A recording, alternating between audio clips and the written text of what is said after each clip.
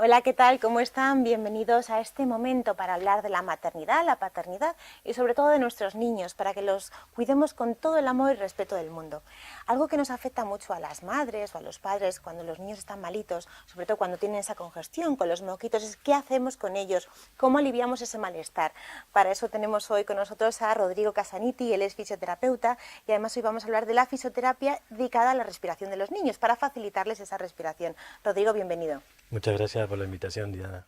Rodrigo, además, eres codirector de la Clínica Corps en Alicante. Hoy el programa tiene un poco de sabor a Levante. Y vamos a hablar de cómo, cuando tenemos al niño malito, cuando está con esa congestión que no puede respirar y además esa preocupación que tenemos todas las madres, que yo me incluyo, que miramos a ver si respira el niño cada 5 segundos, esa obsesión, ¿no?, de que no está respirando, ponemos el dedito a ver si va bien, si va subiendo el pecho. Pero cuando el niño tiene tanta congestión y es un bebé, ¿qué hay que hacer? ¿Cuándo hay que acudir a un fisioterapeuta? Mira, acudir a un fisioterapeuta se puede realizar desde el primer momento que se sienten mocos, porque los mocos pueden venir desde tanto de la nariz como de los pulmones. Entonces, dependiendo un poco de la producción de moco, que los papás a veces suelen identificarlos, ¿no? Si el moco es alto, que le llaman moco alto, cuando se escucha ese sonido rarito por la nariz, o luego también cuando es ese ruido más pulmonar Del pecho. del Así, pecho. les suena el pecho, ¿no? Exactamente. En ese mismo momento se puede visitar a un fisioterapeuta, siempre que esté especializado, porque no todos los fisioterapeutas hacen fisioterapia respiratoria. Infantil, ¿no? Claro, que tiene que Claro, ser especializado. sí. Bueno, también se realiza en adultos, pero bueno, en este caso, como hablamos de los niños, es muy importante también tener en cuenta eso. Importante también que vaya al pediatra, pero aunque el pediatra le esté dando luego un tratamiento en el caso que tenga alguna infección, que sea un tratamiento antibiótico o un tratamiento para abrir los bronquios, que generalmente se puede dar algún broncodilatador, se puede complementar eso perfectamente con un tratamiento de fisioterapia, que es nada invasiva, se realiza básicamente unos movimientos tanto en el pecho Te voy a como... dejar al bebé que tenemos aquí para Perfecto. que nos Sí, vayas mostrando cómo lo realizáis y desde sí, qué edad. desde bebés hasta inclusive prematuros. Yo he Ah, trabajado muchas veces en hospitales donde nacen bebés prematuros y el problema que tienen muchos bebés a esas edades es que los pulmones no se terminan de desarrollar hasta pasado los 5 6 7 sí, 8 las meses de 40 vida. semanas. Entonces, claro, imagínate que además nacen antes de tiempo. Entonces, claro, hay un compuesto que tenemos nosotros dentro que se llama surfactante, que lo que hace es mantener abierto los bronquios y los bronquiolos, que son la parte más pequeñita de los pulmones, que es como si fueran las hojas. Donde respira un árbol es exactamente lo mismo en nosotros y en los bebés.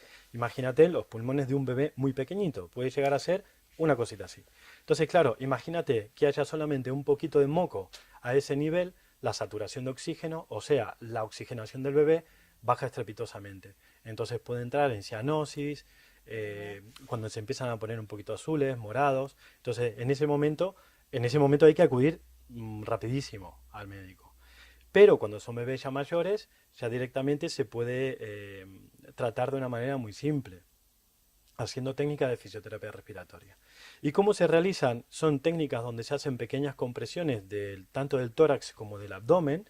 Que tiene que hacer un experto, ¿no? Sí, Nosotros en sí, sí. casa, por Esto lo tiene que supuesto. hacer un fisioterapeuta porque además la técnica no es fácil y además de no ser Y el fácil, niño sufre, el bebé sufre muy no, para nada, para nada. El bebé, inclusive, cuando son muy pequeñitos, lo que seguramente van a hacer es llorar, pero porque ellos intentan defender de cualquier sí, cosa, por ¿no? la Primero, separación con su madre. claro, aunque la madre esté delante, da igual, pero hay un Sí, porque es extraño que le algo está nuevo. tocando y que dice, esto a mí no me mola. Entonces, claro, como no le mola, llora. Pero ya en niños, por ejemplo, de 2, 3 años o año y medio, hay muchos que ya empiezan a jugar. O sea, empiezan a jugar y es más, te cuesta más porque se empiezan a reír y no te dejan tener esa fluctuación de la respiración normal, ¿no? Cuando lloran, inclusive a los fisioterapeutas nos viene bien porque el llanto lo que hace es aumentar la Abrir. presión de salida del moco. Entonces, nosotros debemos mantener el pecho del bebé limpio de moco, porque además es un foco. Si además que tiene una infección previamente y le mantenemos ese moco ahí, aunque estemos tratando con antibióticos o con algún tipo de medicamento, el problema va a ser que si ese moco no se elimina, siempre va a ser un caldo de cultivo para próximas infecciones. Claro, Entonces y hay siempre que cómo lo tener... hacéis? ¿Cómo elimináis? Pues al bebé se lo puede tratar tanto sentado, si está cómodo, como acostado, o inclusive boca arriba o decúbito lateral, o sea, de costado, para el otro lado. Y esto se realiza haciéndole pequeñas presiones tanto en el abdomen como en el pecho, ¿vale? Con una presión específica, con una frecuencia, y eso lo que va haciendo es ayudar que el moco vaya subiendo de a poquito. Y luego hay unas pequeñas células que lo que hacen es como barrer el moco hacia arriba, entonces el bebé cuando nosotros vamos apretando y vamos haciendo una serie de presiones sobre tanto el pecho como el abdomen, lo que va haciendo es subir, subir, subir, subir, hasta que llega a la zona del cuello, en la zona de la carina, que es esta zona que está aquí, donde se produce la estimulación de la tos. Entonces, solito el bebé, en la gran mayoría de los casos, empiezas a tratarlo y cuando el moco empieza a subir un poquito, empieza a toser y a toser y a toser y a toser. Y eso es bueno en realidad, porque el moco se va a alargar hacia afuera. Claro. Entonces eso es, en realidad es bueno. Al igual que si hace caca, si hace una caca muy pastosa, eso también es bueno, porque está eliminando toda esa porquería por ahí. Fíjate. Y nosotros en casa, que para poder hacer los lavados nasales y bueno y aspirar también, ¿cómo lo podemos hacer? Mira, Para el que lo hacemos aspirado, desde casa, sin hacer daño al bebé y que no se le vaya el suero fisiológico al oído. ¿Cómo es el modo de hacerlo? vale, tenemos los dos pasos. Primero lo que podemos hacer es la aspiración. La aspiración se puede realizar de varias maneras. Primero con la típica perita que venden en muchas farmacias. Voy a salir un poco de foco para mostrarlo. Yo tenía uno que yo aspiraba. Exacto, es lo mismo que esto, Vale. pero son diferentes formatos que hay. Vale. Inclusive hay máquinas que producen, algunos padres podrán tener una máquina con un aspirador, muchas Sí, veces yo lo he de visto, nebulización, que lo que hace es nebulizar por un lado, pero por otro lado también aspirar. Eso también va bien. Hay que tener mucho cuidado a la presión, porque si la presión es muy alta, puede lesionar un poquito la mucosa del bebé. Una de las cosas importantes primero es no pasarse en la cantidad de veces que se realiza la aspiración. ¿Por qué? Porque lo que estamos haciendo al intentar aspirarle es estimular la mucosa. Y la mucosa cuando se estimula se defiende produciendo más moco. Claro. Entonces es algo contraproducente. Entonces hacerlo la cantidad de veces, 2, 3 veces al día, no más, no estar continuamente. ¿Y cómo lo haríamos? Lo haríamos así. Mira, primero, para generar un vacío, lo que tenemos que hacer es intentar que el bebé no esté intentando cogerme mi mano. Entonces, si hay dos personas, que la otra persona intente entretenerle o cogerle las manitos y tenerlas en un lugar donde no pueda estar tocándose eso también para no estar contaminando Claro. todo. Entonces, la manera es intentar cogerle un poco la carita, ¿vale? De manera como con toda la mano, para que yo, si le voy a tapar la nariz de este lado, no me esté moviendo la cabeza para un lado y para el otro. Entonces, lo que voy a hacer es intentar cogerle la carita, apoyar también la cabeza del bebé sobre mi pecho para tener una buena fijación y para que luego, cuando yo haga la aplicación, el bebé no haga movimientos bruscos con la cabeza y se pueda lesionar, porque claro, imagínate que yo le hago así y el bebé mueve rápido la cabeza. Y al moverla se puede lesionar un poquito. Generalmente esto tiene unos formatos que es raro que se lastimen. Pero bueno, y si lastiman algo tampoco pasa nada, pero podemos evitarlo. Entonces, la forma más práctica es apretar un lado de la nariz.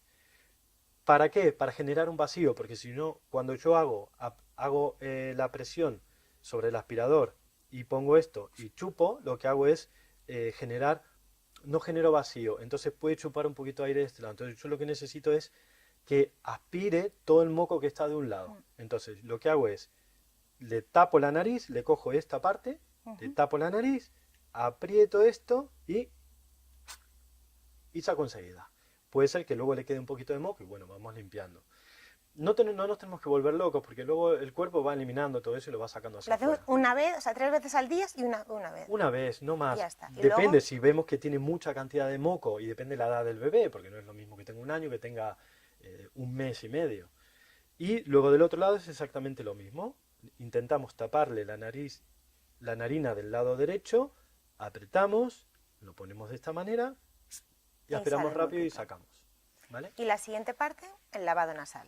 Lo podemos hacer de dos maneras, con una jeringuilla normal y directamente con suero fisiológico de estos que vienen descartables. Entonces, lo Es que suero hacemos salino, es, ¿no? sí, Agua es agua. solución salina y esto lo que se puede hacer es o comprar una solución salina grande y sacar directamente o inclusive poder traspasar el líquido De las monodosis a la jeringuilla. a la jeringuilla, porque si el bebé es ya mayorcito, que a lo mejor tiene 2 o 3 años, a lo mejor vamos a tener que usar 3 o 4 de estas. ¿Por fosa nasal? No, generalmente lo hacemos, esto sí lo hacemos de un solo lado. ¿Por qué? Porque lo que vamos a hacer, en este caso sí, al bebé lo vamos a poner de costado y una vez que está el líquido, por ejemplo, dentro de la jeringuilla, lo que hacemos es intentar cogerlo de esta manera, porque si yo lo cojo así es mucho más complicado. Entonces, intentar coger la jeringuilla con 2 o 3 dedos para que de esa manera yo con el pulgar, que controlo mucho Ah, mejor fíjate. la técnica con el pulgar, entonces hacemos más o menos lo mismo. Intentamos sujetar la cabecita del bebé. En este caso, si son 2 personas es ideal, porque ahí las Sí, manos del porque bebé, el muñeco está muy tranquilo. Yo he visto el vídeo con tu hija, que está tan perfecta, pero yo intento con la mía y se pone de los nervios un claro. poquito. No, y a la mía que no le he hecho nada, porque fue un poco así de... Ni siquiera le toqué la nariz. Pero bueno, en este caso, lo que vamos a hacer, aquí no tenemos que taparle la nariz para nada. Aquí lo que hacemos directamente es intentar sujetarle bien la cabeza, eso es lo más importante, y muy de a poquito dejar Ah, comenzar a poquito. apretar un poquito, ¿vale? Eh, para que vaya saliendo de manera muy, muy suave el líquido por el otro lado. A veces va a tardar porque está todo taponado. Entonces, primero dejarlo que vaya cayendo, que vaya humidificando el moco y luego se va a ver como un chorro que sale de moco del otro lado. Haciendo eso y viendo que ya el moco sale perfectamente del otro lado, ya está la técnica. Intentar siempre hacerlo de esta manera porque si lo hacemos así, el moco puede ir hacia atrás. No pasa O nada puede ir porque el al bebé lo oído, va a ¿no? toser. No es esta técnica sí que no es fácil, es más complicada. Siempre es recomendable que lo haga un fisioterapeuta, pero bueno, ante una urgencia, que por lo menos, Que lo si, podamos hacer en casa. claro, Rodrigo, nos has dado la explicación mejor, pero yo creo que lo más importante también es que acudamos a un fisioterapeuta experto en fisioterapia infantil respiratoria, como la Clínica Corf, donde estás en Alicante, que todas las personas que nos ven desde la zona de Levante pues puedan acudir a estar en tus manos y a dejar que nuestros bebés y sus bebés puedan estar a salvo y respirar tranquilos. Rodrigo, gracias y nos seguimos a viendo ti. aquí en Bebés en Marcha.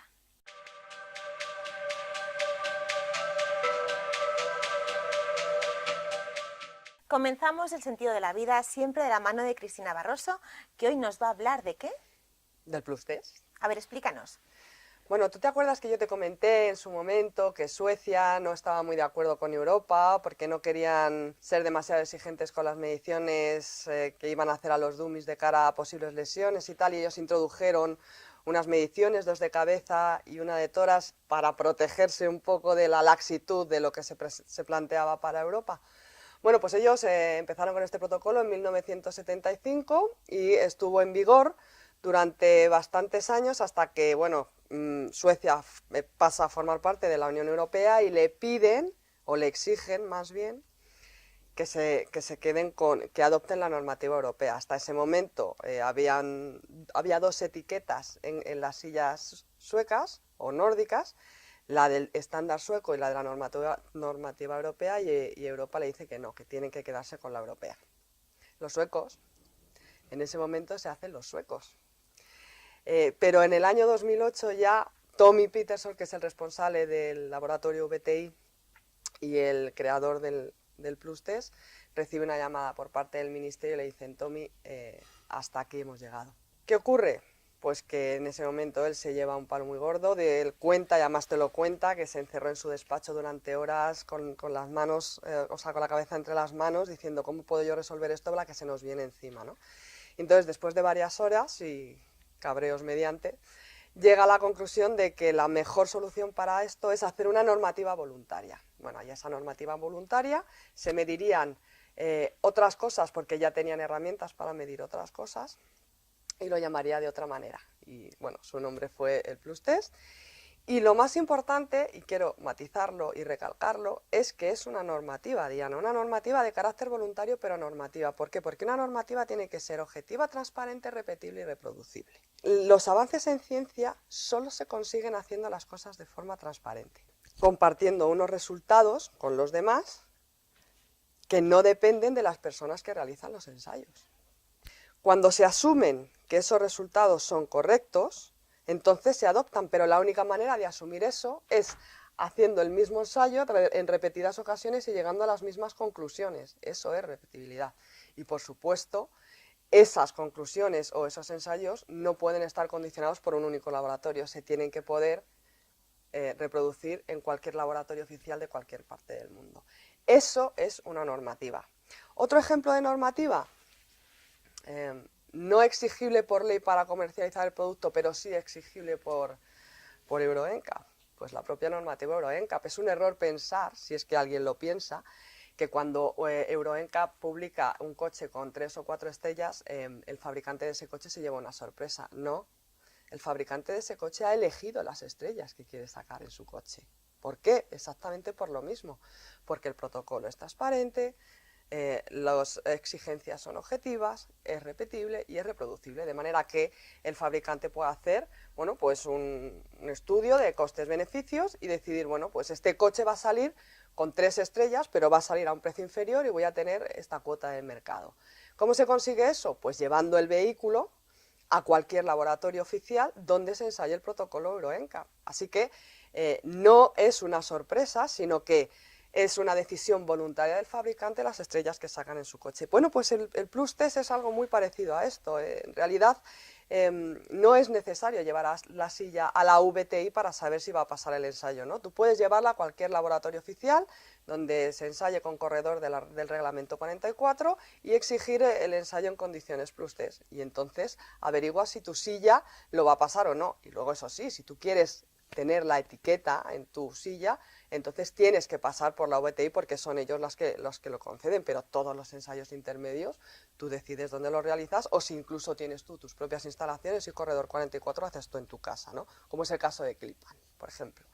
Entonces, esto además elimina esa susceptibilidad que puede inducir a pensar que el Plus Test es un negocio, ¿no? En el que siempre hay que pasar por caja.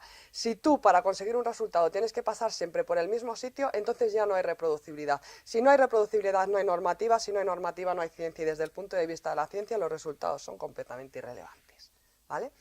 ¿En qué consiste, aclarado esto, el Plus Test? Bueno, pues consiste fundamentalmente en 2 cosas. En hacer un ensayo a mayor aceleración, porque lo que mata no es la velocidad, es la aceleración, y esto es otra cosa en la que solemos errar, ¿no? Cuando hablamos de accidentes y de lesiones. Si yo me doy a 200 km por hora contra una red elástica, me voy a hacer mucho menos daño que si me doy a 30 km por hora contra un muro de hormigón. Y todo es porque el material contra el que me estoy dando es más o menos deformable y me da mayor o menor espacio para variar la aceleración que experimento dentro del vehículo, ni más ni menos. Por no entrar en GES y en diferencias de GES entre normativa y Plus Test, digamos que la normativa es un ensayo a 50 km por hora contra una pared de pladur, mientras que el Plus Test es un ensayo a 50 km por hora contra un muro de 2 metros de hormigón. Entonces todo el mundo puede entender que el segundo ensayo es mucho más fuerte. Vale, pues lo primero que mide el Plus Test es la resistencia de la silla, que la carcasa resista y que no se nos doble y dispare valores que de otra manera están completamente controlados. Y la segunda cuestión que analiza el Plus Test es la carga de tracción sobre el cuello. ¿En qué dirección? Vertical hacia arriba. Es como si cogemos a un niño por la cabeza en vilo y entonces medimos el cuello. ¿Por qué? Porque de una misma parte del cuerpo, Diana, se pueden medir muchas cosas. Yo puedo medir el cuello hacia arriba, hacia adelante o hacia el lado, y también puedo medir si se dobla o no se dobla, pero no siempre lo que mide un muñeco se corresponde con la realidad.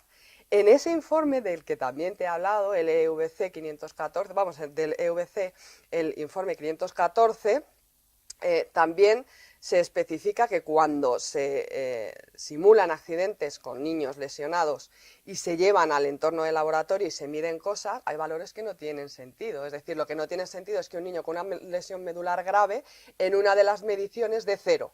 Es evidente que esa medición no me está valiendo.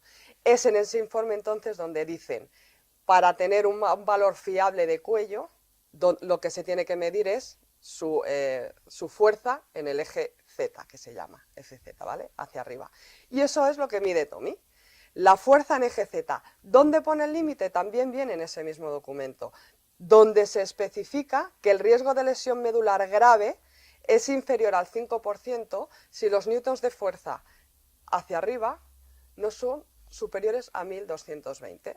Para un niño de 3 años. Así que Tommy adopta ese valor que ha dado Europa, no se lo ha inventado él, y dice, muy bien, para un P3, 1220 newtons, para un P6 lo escalamos, ¿cómo? Siguiendo la fórmula especificada también en dicho informe, a 1640. ¿Por qué tenemos más margen? Porque a medida que el niño va creciendo, va siendo más resistente. Así que se asume que puede aguantar un poquito más de esfuerzo. Por eso se sorprendió tanto cuando ensayamos la Century a 25 kilos y el valor quedó por debajo no de 1220, sino por debajo de 1000. No lo había visto él hasta ese momento, ¿no? Y esto es básicamente lo que es el Plus Test y de dónde viene. Pues yo tengo algunas preguntas, escuchándote y hablando del Plus Test, que además es la recomendación que yo digo a todas mis amigas. Digo, busca una silla, la que sea, con Plus Test, si era Century mejor, porque es la que más altura y más peso va a dar, le va a durar más tiempo. Sí. Pero en la nueva normativa también miden el cuello, como en el Plus Test. Bueno, era un planteamiento idílico, pero no interesa. ¿Y puede el fabricante asistir también al ensayo de su silla? De hecho, Tommy propone que vaya. ¿Por qué? Porque en un laboratorio pasan siempre cosas. O sea, cuando estás en el entorno del laboratorio entiendes que no todo está perfectamente controlado. Entonces, cuando el fabricante está presente, pues es mucho más fácil compartir resultados, compartir visiones, etcétera. Y bueno, pues Tommy, de hecho, invita a que el fabricante esté. Siempre da como más seguridad. Nosotros cuando vamos a buscar una sillita, yo recomiendo a todas mis amigas, a la gente del cole, digo, busca el sello Plus Test, que es de una manera, es doradito, pero no tiene estrellitas como vemos en el Euroncap. No, pero mira, esa pregunta se la hice yo a Tommy, porque le hice una entrevista hace 3 o 4 años, y yo le dije, ¿existen sillas más Plus Test que otras, no? Un poco mirando... Sí, ya queremos la mejor, ¿no? Sí, no, claro, la más Plus Test. existe, porque estamos acostumbrados, ¿no? A que nos digan, esta es mejor y esto y esto y esto, ¿no? Y entonces se lo pregunté y me respondió. Entonces, si te parece, le mostramos a él respondiéndome a mí. Vamos a verlo. Are there any seats more Plus Test than others? No. We don't work that way because Plus Test is a, shall we call it, a safety label, and it should create good thoughts among the people. So what you should look at, concentrate at as a parent, is to buy a CRS with a Plus Test label on. If we performed a lot of tests and some CRS did not pass the Plus Test and some passed the Plus Test, the only thing that would happen, especially in newspapers, they will focus on the bad things. And have focus on bad things doesn't really create a good environment for child safety. You should focus on good things. Otra duda de las que yo tengo es, ¿por qué la VTI no publica aquellas sillas que no han pasado el Plus Test? Porque esto va de acompañar al fabricante, esto va de avanzar en ciencia, y no se puede avanzar en ciencia si tú criticas a la gente o si la sometes a un escarnio público, ¿no? Entonces, desde la VTI lo que dicen es, este es el camino que tienes que seguir, este es el que nosotros proponemos, aquí están nuestros resultados, pero tú eres libre de seguirlo o no. ¿Que lo sigues? Aquí está tu premio. Y hombre, yo creo que premiar es siempre mejor que castigar. En este programa estamos siempre en contra de los castigos, estamos claro, siempre contra por el eso respeto. es en todo, no es solo en el tema de la silla, se consiguen muchas más cosas premiando que castigando, y desde el punto de vista de la ciencia pues es importante eso, que la gente se pueda equivocar, ensayo y error, ¿no? Pues terminamos con eso, vamos a avanzar en ciencia, vamos a seguir la física y vamos a salvar a los niños. ¿Y cómo? A contramarcha.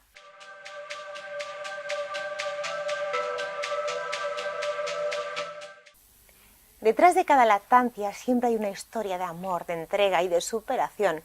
No siempre la lactancia es fácil, y cuando una madre decide apostar por confiar en sí misma y bueno, dar lo mejor que tiene dentro de ella, que es la leche para su bebé y su amor, pues luego cuando se acerca al destete le gustaría conservar esa esencia, ¿no? Esa conexión mamífera, ese vínculo tan precioso y único que tiene con su bebé o con su niña o su niño, y dice, ¿cómo lo puedo conservar? Y de repente se le ocurre, ¡ah! Joyas de leche. Y estamos con Joyas de Leche by Leti, Leticia Jiménez. Hola. Que acabas de llegar desde Alicante, gracias por venir. A vosotros. Y, las joyas de leche, ¿qué significan? Bueno, pues la joya de leche es más allá de lo que tú puedas tocar, ¿no? Hay historias de superación detrás, de mamás que les ha costado mucho dar el pecho, que han luchado mucho ese sueño, que ellas quieren alimentar a su bebé, quieren darle de mamar y no a veces no pueden. Sí, que a veces no hace falta ni justificarnos, queremos dar el pecho porque consideramos que es lo mejor para nuestros hijos. Sí, exacto, Punto. lo que ellas consideran que es lo más adecuado. A veces en contra de las opiniones de la gente, a veces en contra incluso de las opiniones de la pareja, y es algo tangible que ellas puedan tener como ese algo tangible que yo tengo aquí, que son unas joyas preciosas, modernas, únicas, que nadie sabría lo que es, porque son... Eso es algo que tú tienes tú solo, que no tienes por qué compartirlo, compartes si quieres. Aunque generalmente les gusta, porque es un orgullo para ellas, y hay alguna mamá que me dice, es que estoy deseando que me pregunten qué es. Pero sí que es cierto que si tú no lo dices, nadie tiene por qué saber qué es lo que llevas. El valor emocional que esto supone significa, cuando yo tengo esto en la mano, y esta es la leche de una mamá, Sí. que además ha hecho dos, una para que tenga su... Sí, esas son 2 piezas, una es para ella, para la mamá, y otra es para la nena. Para que el día de mañana tenga Sí. un recuerdo de, mira, el amor que yo te di. Es algo habitual que pidan de esta manera, ¿no? Es bueno, yo quiero una para lucirla yo, pero además quiero que el día de mañana mi hijo, mi hija puedan tener algo material de ese vínculo, ¿no? De eso que solo Eterno. hemos tenido él y yo. ¿Cuánto tiempo dura esta joya? Siempre, si se cuida de forma adecuada, siempre. Estas piezas se hacen con resina, y la resina tiene varios hándicaps, pero si se cuida de forma adecuada no hay ningún problema. ¿Cómo te mandamos la leche? ¿Cómo funciona? Pues mira, simplemente tendrías que entrar en la página web, realizas el pedido, se te manda un número de pedido. Joyas de leche Bailetti. Exacto. Me pongo en contacto contigo, tramitamos la pieza, es decir, pues me dices quiero esta pieza, la quiero de esta manera, ¿vale? Todo esto va en una ficha de cliente, todo bien... Sí, con un riguroso protocolo. Exacto. Te explico cómo tienes que proceder para sacarte, bueno, para proceder con la muestra. Si una madre tiene leche de su banco de leche personal, lo Sí, puede sí, no utilizar. habría problema. No, puede ser leche congelada o se la puede extraer sin problema. ¿Cuánto tenemos que sacarnos? A mí me gusta siempre... pido 30 mililitros, aunque es cierto que en muchas ocasiones no pueden sacar tanto, ¿vale? Sobre Sí, todo, es que pues, la relación a veces con el sacaleche es sí, un poco es complicada. complicado, y sobre todo en lactancias prolongadas cuesta más. Entonces no pasa nada en esos casos. Bueno, pues ellas me lo dicen, me está costando, Leticia, bueno, sácate un poquito menos, no pasa nada, vamos a ver qué tipo de pieza quieres, a ver si puedes llegar a tanto, ¿sabes? Es un poquito así. ¿Cuánto tarda el proceso? Entre que te lo envían y se lo devuelves No, a la mamá. Bueno, en lo que yo tardo más o menos unas 3 semanas, entre 3 y 4 semanas en realizar la pieza. Desde que yo me pongo en contacto con ellas, sí, más o menos eso, igual un poquito más, pero en cuanto yo tengo la muestra, en realizar la pieza son más o menos eso, unos 3-4 semanas. Hablamos de joyas de leche, pero también lo haces con dientecitos. Se hacen con el primer dientecito de leche, se hacen con pelitos, se hacen con cordón umbilical. Y estas piezas, que son únicas, que es algo irrepetible, ¿qué precio tienen? Bueno, hay el rango de precios Desde oscila- lo más barato, dinos. Lo más barato... Cuando una madre dice, mira, 50-55 euros. por 55 euros podemos conservar el recuerdo Lo más económico, sí. del amor más grande que hemos podido dar a Sí. nuestros hijos. Leticia, ¿y cómo nace esto? ¿Cómo se te ocurre? Pues yo conozco estas joyas a raíz de una amiga que reside en Londres. Entonces, cuando ella me las muestra, yo estoy en plena lactancia de mis hijos. Yo les amamanté durante 6 años, y para mí dar de mamar ha sido siempre un sueño cumplido, y además con creces. Y me enamoré de las piezas, no de la pieza en sí. Del Te puede símbolo. gustar más o te puede gustar menos, las hay más bonitas o menos bonitas, sino de lo que significan. Y yo quería tener un recuerdo de eso que no lo sabe nadie más que la mujer, casi ni la pareja, es ese vínculo entre tu hijo y tú, y quería tener ese recuerdo. Cuando una madre te cuenta su experiencia, las mastitis, las grietas, la cara B de la lactancia, que no siempre es fácil, Sí. cuando te cuenta esa historia de superación detrás y le estás creando la joya, no piensas solo en la joya, ¿en qué piensas? No, yo me siento tremendamente agradecida, de verdad, porque son unas campeonas, y el hecho de que ellas confíen en mí, algo así, sobre todo la confianza, no es, repito, no es la leche, es que me están ofreciendo una parte muy importante de su vida, una parte que lo han pasado muy mal. Hay historias duras, duras, y yo se lo digo, es que me quito el sombrero, porque yo he tenido una lactancia larga pero fácil, y no he tenido problemas, pero es que te cuentan algunas cosas que dices, chapó, ¿no? Y me siento muy agradecida, la verdad. Yo creo que todas las madres que seguimos dando el pecho, a pesar de los pesares y de las circunstancias, tener esta posibilidad de guardar un vínculo, un recuerdo Sí. vivo y tangible de un momento de tu vida que no vuelve nunca. No vuelve, no. No. y que es un regalo que el día de mañana a lo mejor tu hija o tu hijo dice, bueno, pues ¿qué es esto? O no, pero ahí está la muestra. Ahí está, sí. Además el tiempo pasa súper rápido y todas las madres sabemos que, bueno, ves a tu hijo crecer a la velocidad de la luz, ¿no? Y son momentos que pasan y cuando quieres darte cuenta, madre mía, si esto ya terminó. Decían que un diamante es para siempre, pero la leche materna también lo es. Bueno, yo pienso que sí. Leticia, muchísimas gracias. Gracias a vosotros. Hemos ido viendo las fotos de todas las joyas que haces, son preciosas, Gracias. cuidadas al detalle. Tengo amigas que, bueno, me hablaron de ti, yo a través Sí. de las redes sociales y del foro del programa, es como supe de ti y me hablan del cariño, del trato, de la confianza que han depositado en ti. Así que gracias A por vosotros. cumplir un sueño y, bueno, cerrar un círculo de la vida con un recuerdo bonito de ese amor y ese vínculo tan sagrado que tenemos las madres con nuestros hijos. Y con ustedes me despido, pero nos vemos mañana aquí en Bebés en Marcha con